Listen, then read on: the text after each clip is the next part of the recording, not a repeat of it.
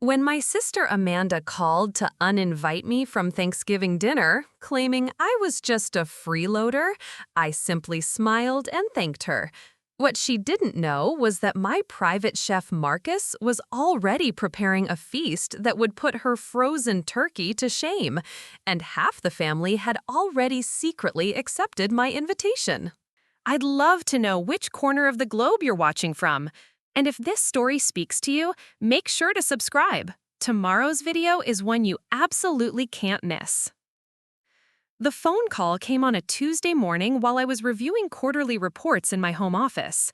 Amanda's voice had that familiar sharp edge that meant she was about to deliver what she considered devastating news. "Julie, we need to talk about Thanksgiving," she began, not bothering with pleasantries. "Mom and I have been discussing it, and we've decided you shouldn't come this year." I leaned back in my leather chair, watching the November rain streak down my floor-to-ceiling windows. "Oh, and why's that, Amanda?" "Because you never contribute anything meaningful. You show up empty-handed, eat our food, and then disappear. We're tired of freeloaders taking advantage of family generosity." The irony wasn't lost on me.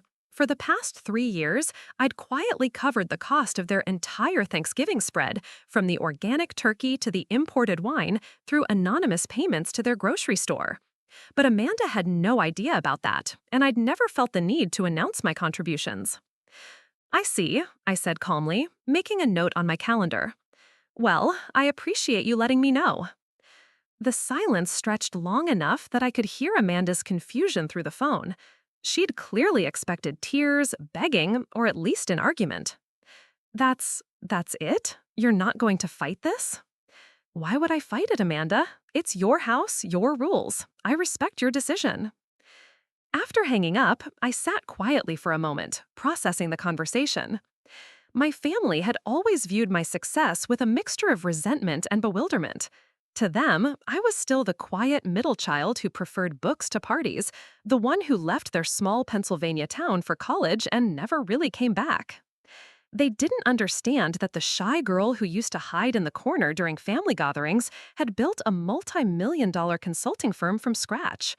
They saw my modest demeanor and assumed I was struggling, never noticing the subtle signs of wealth around me: the custom-tailored clothes, the understated but expensive jewelry, the fact that I never seemed stressed about money.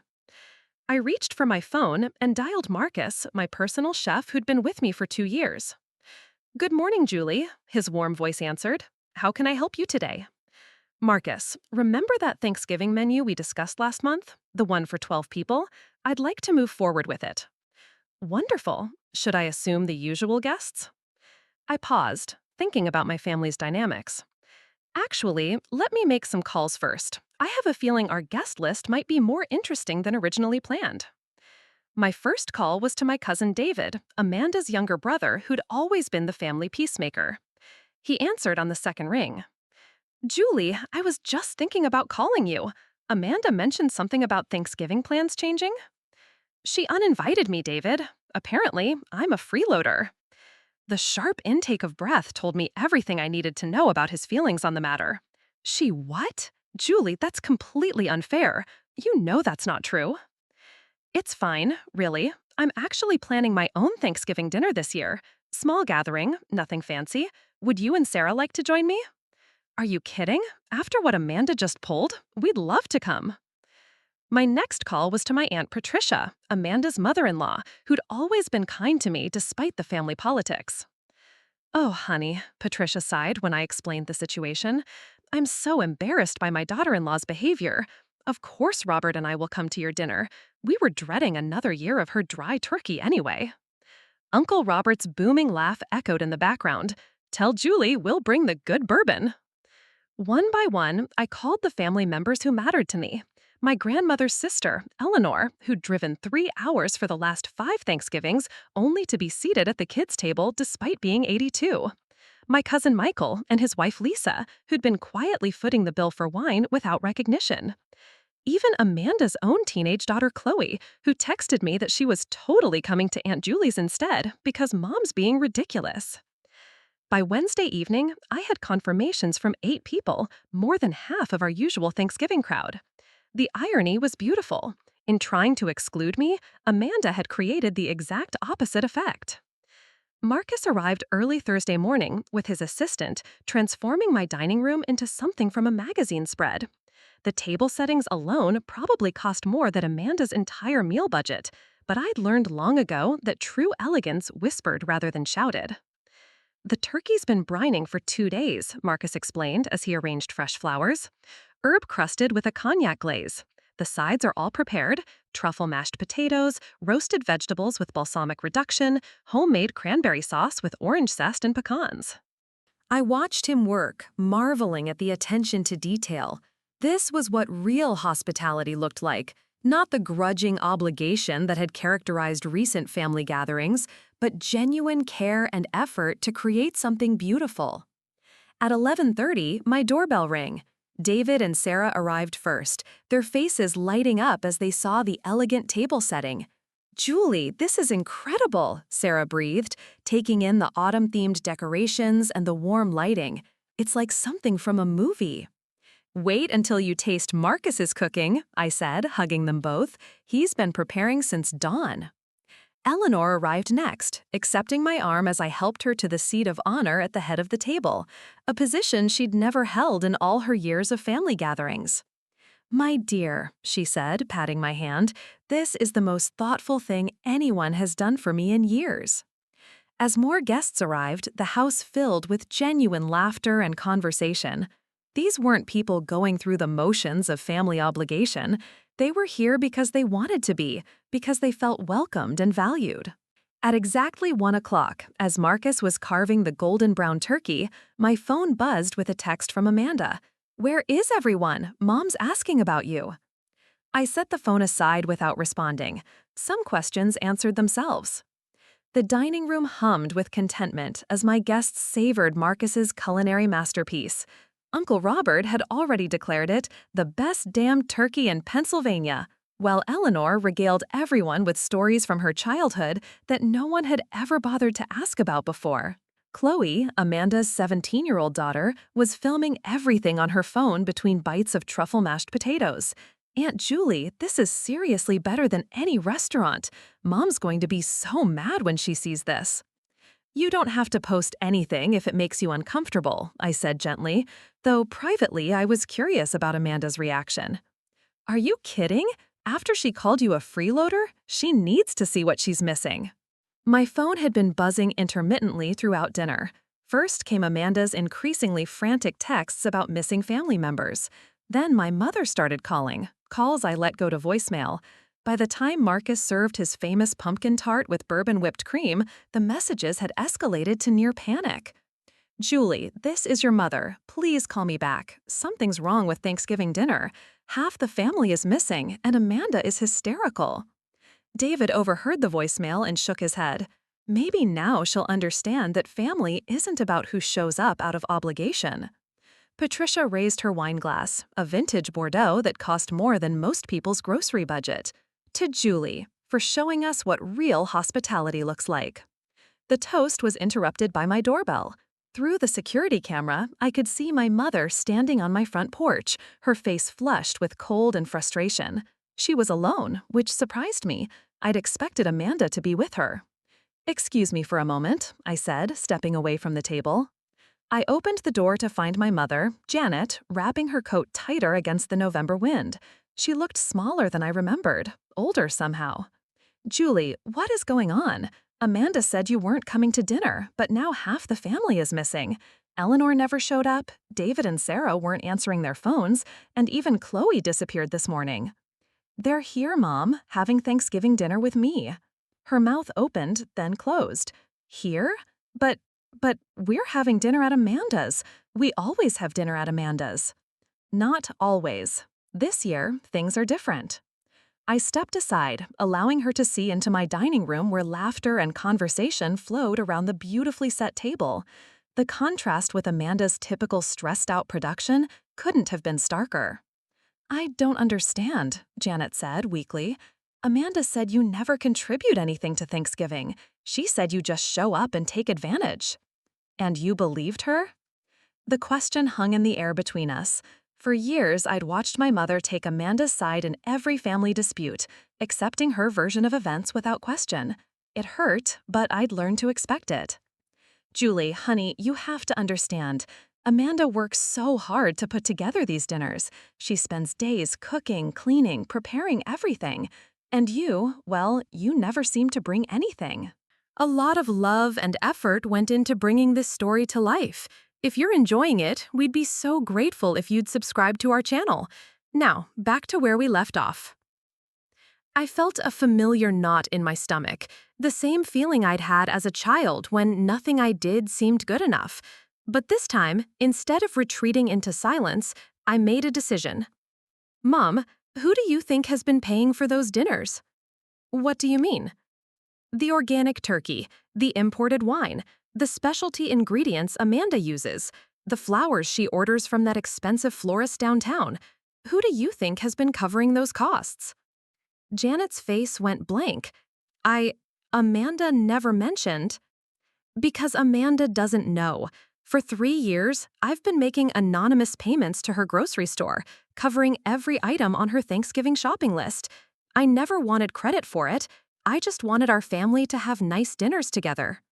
The color drained from my mother's face. You've been paying for everything? Not everything. I can't take credit for Amanda's hard work in the kitchen or her hosting efforts. But yes, I've been covering the financial side because I knew she couldn't afford the kind of meal she wanted to serve. Chloe appeared beside me, having quietly approached from the dining room. Grandma, you should see what Aunt Julie's chef made. It's incredible, and everyone's actually having fun instead of walking on eggshells around Mom. Chef? Janet looked confused. Marcus, I said simply. He's been preparing our meal since this morning. Would you like to join us? There's plenty of room. Before my mother could answer, my phone rang. Amanda's name flashed on the screen, and this time I answered.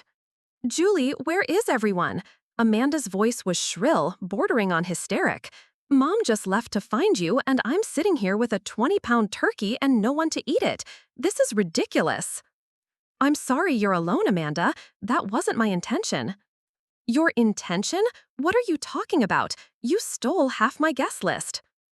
I invited people to my home after you made it clear I wasn't welcome at yours. They chose to come. Because you probably bribed them somehow. What did you promise them? Some fancy meal? Well, congratulations. You've ruined Thanksgiving for everyone. I looked at my mother, who was staring at me with growing comprehension. Behind her, I could see my dining room full of relaxed, happy people enjoying each other's company without drama or tension.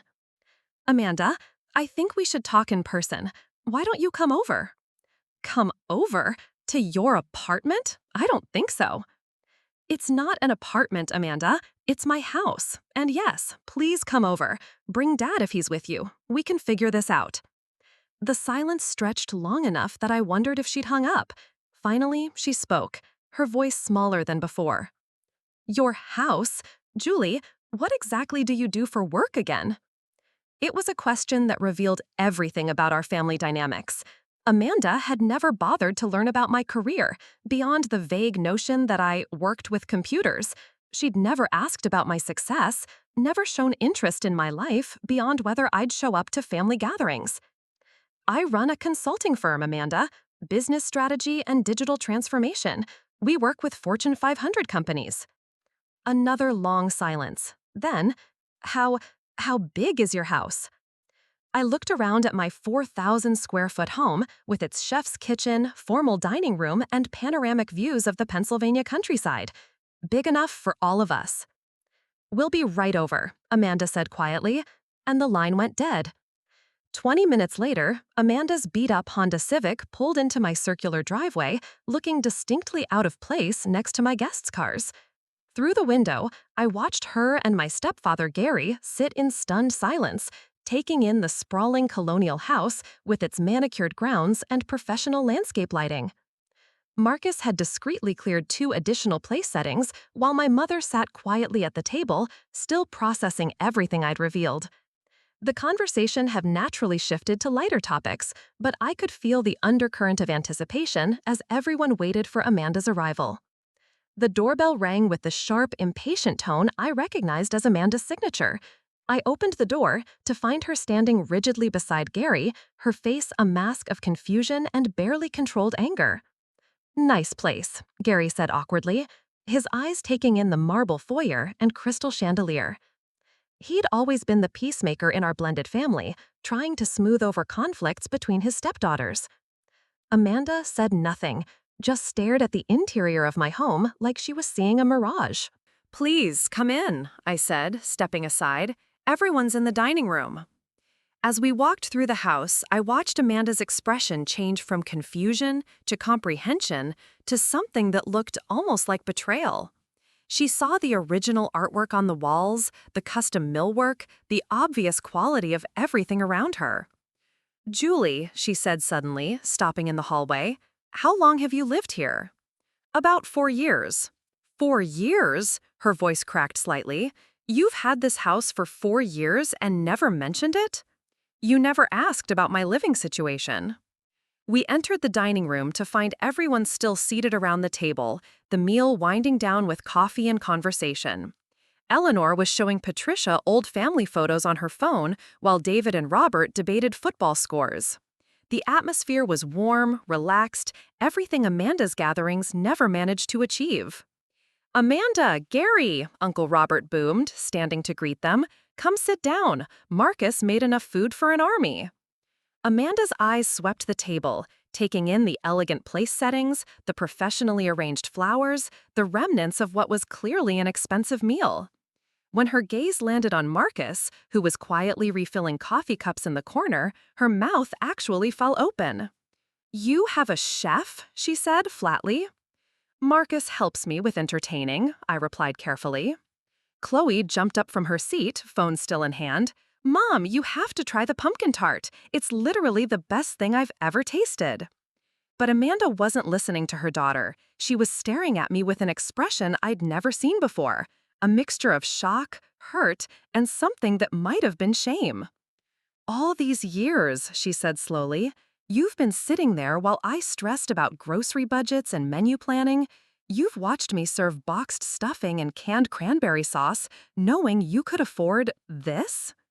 The dining room fell silent. Even Eleanor stopped scrolling through her photos. "Amanda, I never judged your cooking or your budget," I said gently. "I enjoyed every Thanksgiving we spent together as a family." "But you were paying for it," she burst out. "Mom told me what you said. You were secretly covering the costs while letting me think I was managing everything on my own." Gary placed a steadying hand on her shoulder. "Honey, maybe we should sit down and talk about this calmly." "Calmly?" Amanda whirled around. "Gary, look around. This isn't some apartment or starter home. This is a mansion. And she's been pretending to be poor, struggling like the rest of us." The word hung in the air like an accusation. I realized then that Amanda's anger wasn't really about money or Thanksgiving dinners. It was about the fundamental shift in our family dynamic that my success represented. David cleared his throat. "Amanda, Julie never pretended to be anything. She just didn't broadcast her financial situation." "Because she knew it would change everything," Amanda shot back. "She knew we'd expect her to pay for things, to help out more, to what?" Eleanor's voice cut through Amanda's tirade like a blade. At 82, my great-aunt had witnessed enough family drama to recognize its patterns. "Amanda's right. Julie could have flaunted her success years ago, could have made us all feel uncomfortable. Instead, she let you take credit for hosting while she covered the expenses." "I didn't know she was covering the expenses," Amanda protested. "Because you never asked where the money was coming from," my mother said quietly. It was the first time she'd spoken since Amanda's arrival. "You were so focused on playing the martyr, struggling to host these elaborate dinners, that you never questioned how you could suddenly afford organic everything." The silence that followed was deafening. Amanda sank into one of the empty chairs, her face pale. "I don't understand," she whispered. "When did everything change? When did you become this?" She gestured around the room. I sat down across from her, choosing my words carefully. "I started my consulting firm 6 years ago. It grew faster than I expected, but success doesn't erase the fact that you're my sister. I wanted our family traditions to continue, regardless of who could afford what. So you've been secretly rich for 6 years? I've been financially stable for 6 years. I've been successful for 3. The house, Marcus, all of this, it's recent. Amanda looked around the table at the family members who'd chosen my invitation over hers. And you all knew? We suspected, David said carefully. The way she never stressed about money, the quality of her clothes, little things, but it didn't matter to us. It mattered to me, said, her voice breaking slightly.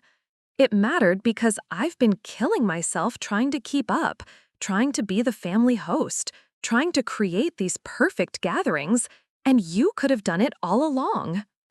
I reached across the table toward her, but she pulled back. Amanda, I never wanted to replace you as host. I loved coming to your house, being part of what you created. This dinner only happened because you uninvited me. Because I thought you were taking advantage, she cried. I thought you were the irresponsible little sister who couldn't even bring a side dish. Marcus appeared at my elbow with a plate of food for Amanda and Gary, his presence a gentle reminder that, despite the emotional turmoil, we were still in the middle of Thanksgiving dinner. Maybe, I said softly, we can figure out a way to move forward that works for everyone. Amanda stared at the plate Marcus had set before her. Herb-crusted turkey with cognac glaze, truffle mashed potatoes, and roasted vegetables that looked like they belonged in a food magazine. She picked up her fork, took a small bite, and I watched her face transform as the flavors hit her palate. "Oh my God," she whispered, tears starting to form in her eyes. This is incredible." Gary was already digging into his portion with enthusiasm. "Julie, this chef of yours is a miracle worker. I've never tasted anything like this." But Amanda wasn't crying about the food. The tears were coming faster now, and she set down her fork with shaking hands. "I'm such an idiot," she said, her voice barely audible. "I've been so jealous, so resentful, and I didn't even know what I was jealous of. I thought you were just coasting through life while I was struggling with everything." Chloe moved from her seat to stand behind her mother's chair, placing gentle hands on Amanda's shoulders. "Mom, it's okay." "No, it's not okay." Amanda looked around the table at faces that were sympathetic rather than judgmental.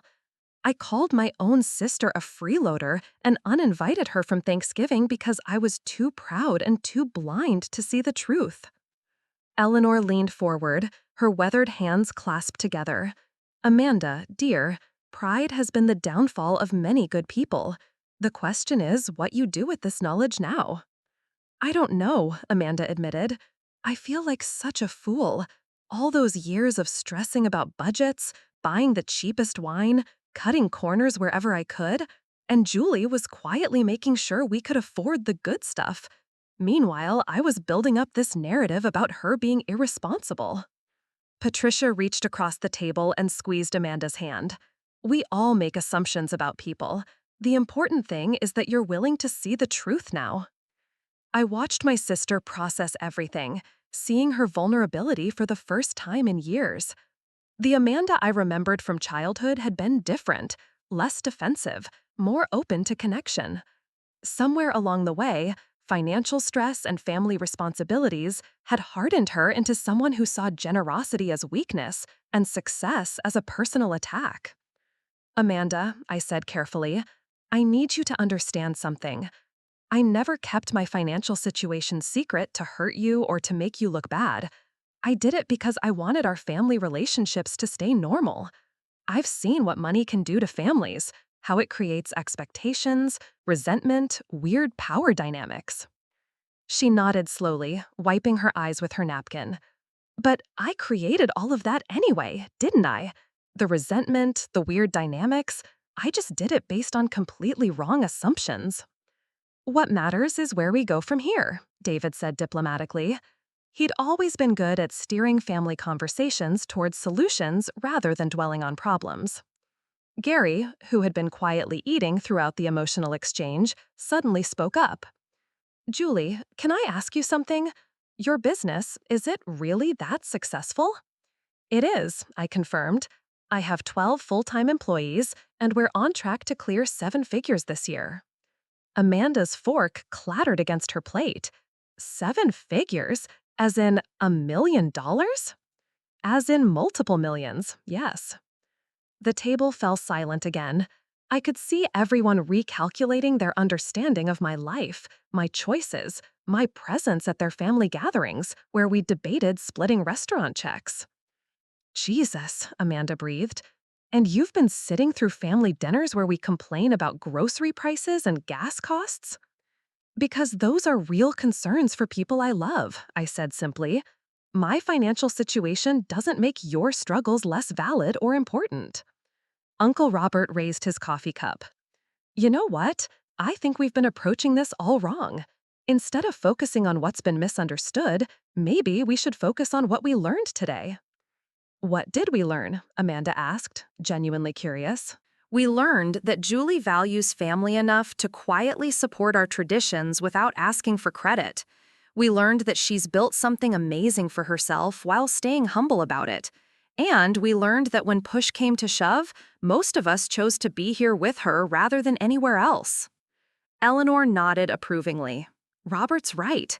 This young lady has shown more grace under pressure than most people manage in a lifetime. Marcus appeared again, this time with a silver coffee service and what looked like homemade petit fours.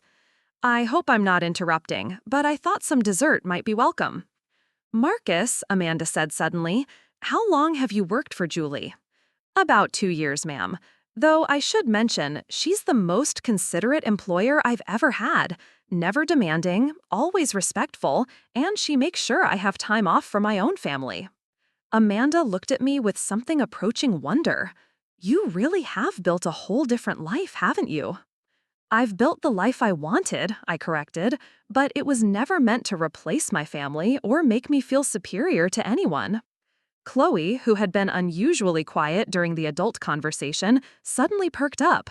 Wait, Aunt Julie, does this mean you could afford to help me with college? Chloe, Amanda snapped, her protective instincts kicking in. But I laughed, the first genuine laugh I'd had all day. Actually, yes, I could help with college. I've been wondering how to bring that up without overstepping boundaries. Amanda's mouth fell open again. You do that? Of course I would. She's my niece. Education is one of the best investments anyone can make. But after everything I said to you today… Amanda, you're my sister. One fight doesn't erase decades of relationship. Besides, you were operating on incomplete information. If anything, this conversation has helped me understand how much I need to communicate better with all of you. Gary leaned back in his chair, looking around the table with satisfaction. You know what's funny? This might be the most honest conversation our family has had in years. Definitely the most expensive Thanksgiving dinner, David added with a grin, gesturing toward the elegant spread. Actually, I said, reaching into my purse for my phone, speaking of expenses, there's something else I should probably mention. I pulled up my banking app and showed Amanda the screen. I set up automatic payments to cover your Thanksgiving shopping 3 years ago. I should probably cancel those now that we're doing things differently. Amanda stared at the payment history. Dozens of transactions over the years, each one timed to coincide with her grocery runs before major holidays and family gatherings. You've been doing this for every holiday? She whispered. Every holiday, every birthday party you hosted, every time you mentioned having the family over. I wanted you to be able to create the gatherings you envisioned without financial stress. The tears started again, but this time they looked different. Less frustrated, more grateful. I don't deserve this, Amanda said quietly. You don't have to deserve love from family, Eleanor said firmly. That's what makes it family. As the afternoon light began to fade outside my windows, I looked around the table at faces that were more relaxed than I'd seen them in years. We'd weathered the storm of misunderstanding and come out closer on the other side. So, I said, reaching for one of Marcus's petit fours, what do we want Christmas to look like?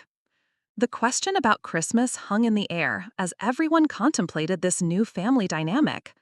Amanda was still processing everything, occasionally shaking her head in disbelief as she sampled another bite of Marcus's dessert. Well, Patricia said thoughtfully, I think we should let Julie host Christmas too. This has been the most relaxed holiday gathering I've attended in decades. I don't want to take over all the family hosting duties, I said quickly. Amanda, if you want to do Christmas at your house, I'm happy to help however you'd like.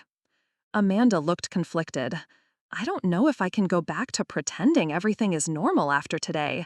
How do I host family dinners knowing what I know now? Do I accept your financial help? Do I try to do everything on my own? I feel like I'm in completely uncharted territory. Gary squeezed her shoulder supportively. Maybe we don't have to figure it all out right now. Today was about Thanksgiving. We can take Christmas one step at a time. Chloe, who had been taking periodic photos throughout the afternoon, suddenly gasped while looking at her phone. Oh my God, my Instagram post has like 200 comments already. What Instagram post? Amanda asked sharply. The one showing Aunt Julie's dinner. I just captioned it, Thanksgiving at my amazing aunt's house. But people from school are going crazy asking whose house this is. I felt a momentary pang of concern. I'd worked hard to keep my personal life private, partly for security reasons, but mostly because I valued my anonymity.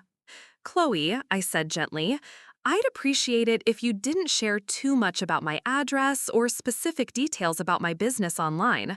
There are safety considerations when you're in a visible financial position. Her face fell immediately. Oh God, Aunt Julie, I'm so sorry. I didn't think about that. Should I delete the post? No need to delete it. Just be mindful about what personal information you share going forward. Amanda was staring at her daughter's phone screen, scrolling through the comments. Chloe, some of these people are asking if your aunt is hiring, she said with a weak laugh. Actually, I said, I am hiring. Business is growing faster than I anticipated, and I need another project coordinator. Do you know anyone with organizational skills and attention to detail? The question was directed at the table generally, but I was looking at Amanda when I asked it. She caught my meaning immediately. Julie, you can't be serious. Why not? You've been managing complex family logistics for years. You coordinate schedules, budgets, vendors, timeline management. Those are exactly the skills I need. But I don't have a college degree in business or technology or whatever it is you do. Neither did I when I started. I have a degree in English literature. Business skills can be learned. Integrity and work ethic can't be taught. David leaned forward, intrigued. Are you offering Amanda a job? I'm suggesting she might want to consider it. The position pays $65,000 to start. Full benefits, flexible schedule, and room for advancement. Plus, she'd learn the business from the ground up. The number hit Amanda like a physical blow. $65,000? Julie, I made $28,000 last year working retail. I know. I also know you're capable of much more than stocking shelves and dealing with difficult customers. Uncle Robert whistled low.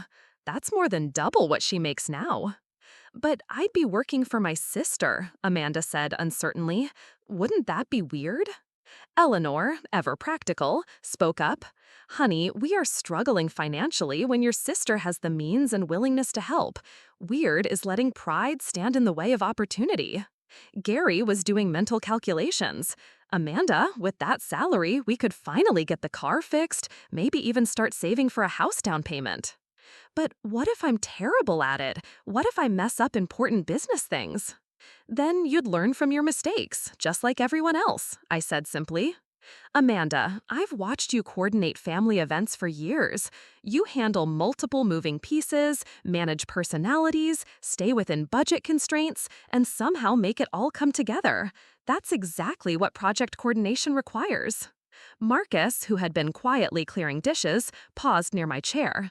Miss Julie, if I may, in my experience, the people who worry about doing a good job are usually the ones who end up excelling. Chloe bounced in her seat. Mom, you have to say yes. This is like winning the lottery, except better because it's because of your actual skills. And, I added, there would be tuition assistance available for family members. Chloe's college fund would be fully covered as an employee benefit. Amanda started crying again, but this time the tears were pure relief. I can't believe this is happening. This morning, I thought I was teaching you a lesson about freeloading, and now you're offering to change our entire lives. I'm offering you the chance to change your own lives, I corrected. The job offer comes with expectations. You'd need to be professional, reliable, and willing to learn. This isn't charity, it's business. I understand, Amanda said, wiping her eyes. And yes, absolutely yes. When would I start? After the holidays, give your current employer proper notice and plan to start the first Monday in January. I'll have HR send you the paperwork. David raised his coffee cup again. I think this calls for another toast to new beginnings and second chances. As everyone raised their glasses, I felt a warmth that had nothing to do with the wine. This was what I'd been missing in all those strange family gatherings: genuine connection, mutual support, and the kind of honesty that only comes from working through real conflict. There's one more thing, I said as the toast concluded. Amanda, I want you to understand that our professional relationship and our family relationship are separate things. If you decide the job isn't right for you, or if working together creates problems, we can address that without it affecting our family connection. Thank you, she said softly, for everything.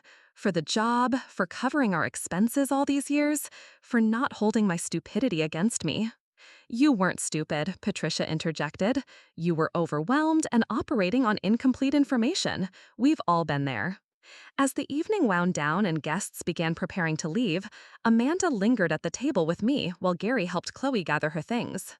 Julie, she said quietly, can I ask you something? Of course. Brittany launched into an enthusiastic presentation about a wellness retreat center she wanted to open in Sedona. She'd brought a tablet loaded with photos, financial projections, and testimonials from potential clients. The presentation was polished, professional, and probably expensive to produce. I just need $300,000 to get started, she concluded. It's practically guaranteed to triple that investment within 2 years, and since we're family, I'd give you a 50% stake in the business. I studied my half-sister's face, noting the practiced sincerity and carefully calculated enthusiasm. This wasn't a spontaneous visit. It was a sales pitch that had been planned the moment she heard about my financial situation. Brittany, this looks like something you've been working on for a while. Why haven't you mentioned it before? Because I didn't know you had investor-level capital before. Julie, this could be huge for both of us. I get to pursue my dream of helping people find spiritual wellness, and you get an amazing return on investment. Have you approached any other investors? Her enthusiasm flickered slightly. A few, but they don't understand the vision. They're all about quick returns and profit margins. Family is different. We support each other's dreams. I set down my coffee cup, choosing my words carefully. Brittany, I appreciate you thinking of me, but I don't make investment decisions based on family relationships. If this business plan is solid, it should attract investors based on its own merits. But we're sisters. Don't you want to help me succeed? I want you to succeed, absolutely. But mixing family relationships with business investments is complicated. It can create problems that affect both the business and the family connection. Brittany's face began to cloud over. So you're saying no? Just like that? You have more money than you could spend in a lifetime, and you won't help your own sister? The conversation devolved quickly from there. Brittany cycled through persuasion, guilt, anger, and finally tearful accusations about how I'd changed since becoming wealthy. She left that evening without accepting my offer to pay for her hotel room, and I suspected our already limited relationship was about to become non-existent. Thursday morning brought a call from my mother, who sounded exhausted. Julie, honey, I've been fielding phone calls all week from relatives I haven't heard from in years. Apparently, word is spreading about your situation. I'm sorry, Mom. I didn't anticipate how quickly the news would travel. It's not your fault, but I'm starting to understand why you kept things private. People are coming out of the woodwork with their hands out. How are you handling it? By telling them to call you directly if they want to discuss business matters. But Julie, I have to ask, are you prepared for this? Because I have a feeling it's going to get worse before it gets better. She was right. Over the next few days, I received calls, emails, and unexpected visits from family members I barely knew. Everyone had a story: medical bills, mortgage problems, business ventures, college tuition needs. The requests ranged from a few $100s to six-figure investments, and each person seemed genuinely surprised when I didn't immediately open my checkbook. By Saturday, I was exhausted and questioning every decision I'd made about family relationships. That's when Amanda called, her voice bright with excitement. Julie, I just finished going through all the employee handbook materials you sent. This is incredible. I had no idea businesses could offer so many benefits. But I'm calling because I wanted to run something by you. What's that? I've been thinking about your conversation with Brittany and all the family drama this week. What if we created some kind of formal structure for family financial assistance, like a foundation or fund with clear guidelines so people know what kinds of requests are appropriate and what the process is? I paused, struck by the thoughtfulness of the suggestion. That's actually brilliant. It would take the emotion and awkwardness out of individual requests. Exactly, and it would show that you're generous but also businesslike about it. People would have to submit proper applications, demonstrate real need, maybe even pay it forward somehow. For the first time all week, I felt hopeful about navigating my family's new dynamics. Amanda was already thinking like a professional, anticipating problems and proposing solutions. Amanda, I think you're going to be excellent at this job, I said. I hope so. And Julie, thank you for seeing potential in me that I didn't even see in myself. 3 months later, I stood in my office watching Amanda lead her first client presentation through the conference room's glass walls. She was explaining our digital transformation timeline to executives from a major retail chain, her confidence evident in every gesture. The woman who used to stress about grocery budgets was now discussing million-dollar implementation strategies with the ease of a seasoned professional. She's a natural, said my business partner Kevin, joining me at the window. Best hire we've made in years. I nodded, pride swelling in my chest. Amanda had thrown herself into learning the business with an intensity that surprised everyone, including herself. She'd completed online courses in project management, absorbed industry publications like she was studying for finals, and developed an instinct for client relations that couldn't be taught. The Johnson Family Foundation applications came in today, Kevin continued, handing me a folder. 15 requests so far this month. The foundation had been Amanda's brainchild, but implementing it had become a family project. We'd established clear criteria, demonstrated financial need, educational or medical purposes, and a requirement that recipients either volunteer for a local charity or help another family member within 2 years. It wasn't charity, it was community building. I flipped through the applications, noting the careful documentation each person had provided. Gone were the emotional phone calls and surprise visits. In their place was a dignified process that respected both the applicants and the resources being shared. Eleanor's roof repair got approved, I said, spotting her application in the stack, and Michael's daughter's medical treatment. Your cousin Rachel applied for business expansion funding, Kevin added with a slight smirk. She wants to open a second bank location. I raised an eyebrow. Rachel's application would be evaluated like any other, but I suspected she'd struggle to demonstrate community benefit from a for-profit banking venture. My phone buzzed with a text from Chloe, who was now finishing her senior year of high school. Aunt Julie, got into Penn State. Full scholarship plus your college fund means I can graduate debt-free. Thank you for believing in education. The scholarship was Chloe's achievement, but I was proud to provide the safety net that let her take academic risks without financial fear. She'd also been volunteering at a literacy program, fulfilling her foundation commitment with genuine enthusiasm rather than obligation. Amanda knocked on my office door, her presentation materials tucked under her arm. The Johnson Group loved the timeline revision. They want to move forward with the full package. That's a $2.3 million contract, Kevin said, whistling appreciatively. Amanda, you just landed the biggest deal of the quarter. She beamed, but I could see her calculating the implications. Amanda had become brilliant at understanding how individual successes contributed to overall business health. "Does this mean we can finally hire that additional developer you've been talking about?" she asked.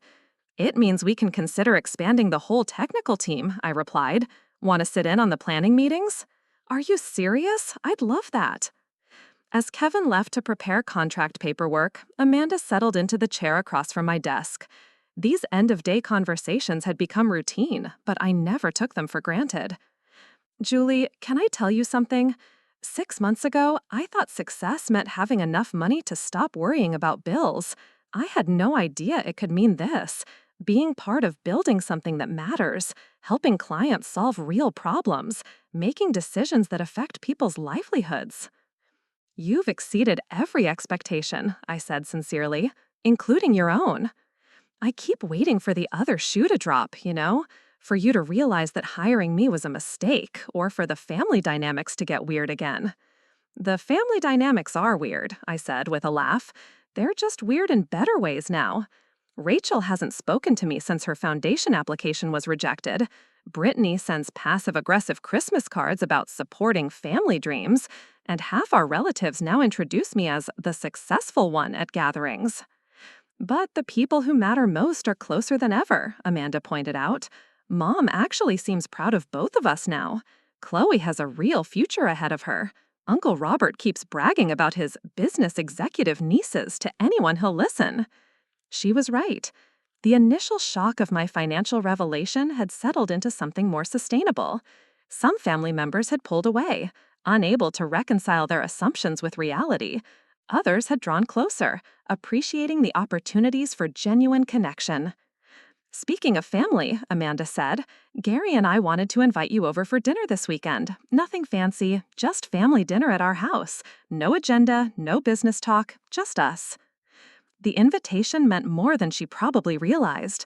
For years, I'd been included in family gatherings as an obligation or afterthought. This was different, a true invitation based on mutual affection and respect. "I'd love that. Should I bring wine?" "Just bring yourself, and maybe some of those chocolate cookies Marcus makes if he's feeling generous." As Amanda gathered her things to leave, she paused at my office door. "Julie, I need to say something I should have said months ago. Thank you for seeing who I could become instead of just accepting who I was. Thank you for giving me the chance to surprise myself." Thank you for taking the chance, I replied, and for proving that the best business decisions are sometimes the ones that seem most personal. After she left, I sat alone in my office as the February sun set outside my windows. My phone showed missed calls from 2 potential clients, 3 foundation applicants, and a reporter who'd somehow gotten wind of our family business story and wanted to write an article about nepotism done right. I ignored them all and instead scrolled to a photo Chloe had sent earlier, a picture of our whole family at Eleanor's 83rd birthday party last weekend. We were crowded around her dining room table, which was now set with the good china every month instead of saved for special occasions. Eleanor's new roof was visible through the window behind us, solid and weatherproof thanks to foundation funding. In the photo, Amanda was explaining something to Gary with animated gestures, while Chloe rolled her eyes in good-natured embarrassment. My mother was laughing at something Uncle Robert had said, her face more relaxed than I'd seen it in years. Even Patricia looked genuinely happy instead of politely accommodating. I wasn't in the photo, I'd been the one taking it, but I was present in every smile, every relaxed posture, every sign that our family had found its way to something better than obligation. My computer chimed with an email from Marcus. "Miss Julie, will you be dining at home tonight? I have ingredients for that salmon dish you enjoyed last week." I typed back, "Yes, please. And Marcus, thank you for making that Thanksgiving dinner so special. I think it changed everything." His response was immediate. "My pleasure, Miss Julie. Sometimes the best meals are the ones that bring people together rather than just filling them up." As I locked up my office and headed home, I reflected on how dramatically my life had shifted since that November morning when Amanda uninvited me from Thanksgiving. What had felt like rejection at the time had become the catalyst for the most authentic family relationships I'd ever experienced. The house felt warm and welcoming as I walked through the front door, filled with the aroma of Marcus's cooking and the quiet satisfaction of a day well spent. Tomorrow would bring new challenges, more foundation applications, probably another awkward call from a distant relative who'd heard about my success third hand. But tonight, I had everything I'd unknowingly been searching for: work that mattered, family who valued me for who I was rather than what I could provide, and the deep contentment that comes from using success to build connections rather than walls. Sometimes the best gifts come wrapped in rejection, and the most meaningful victories emerge from the moments when you're forced to choose who you really want to be. Looking for more? We've got 2 amazing stories ready for you right on screen. If this one touched you, these are absolutely worth your time. Click to watch them now. And hey, subscribe and hit that bell to never miss our latest uploads.